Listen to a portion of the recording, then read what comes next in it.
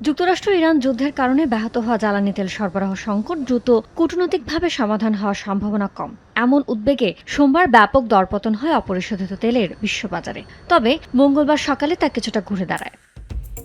এদিন ব্রেন্ট ক্রুডের দাম ব্যারেল প্রতি ১.২৯% বেড়ে দাঁড়িয়েছে $৮৪.৮৫। আর সপ্তাহ ব্যবধানে দাম বেড়েছে ৩.৪০%। ওয়েস্ট টেক্সাস ইন্টারমিডিয়েট ক্রুডের দামও ১.০২% বেড়ে ব্যারেল প্রতি দাঁড়িয়েছে $৮১.১৩। সপ্তাহ ব্যবধানে দাম বেড়েছে ২.৩৫%।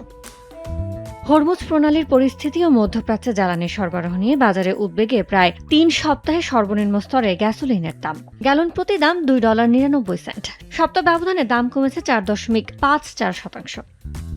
পর্যাপ্ত মজুদ থাকে প্রাকৃতিক গ্যাসের দাম 0.৩৮% কমে MMBTU প্রতি নেমেছে $2.৭৬। সপ্তাহ ব্যবধানে দাম 2.৫০% বেড়েছে। ইয়ানুর শিফাত, সময় সংবাদ।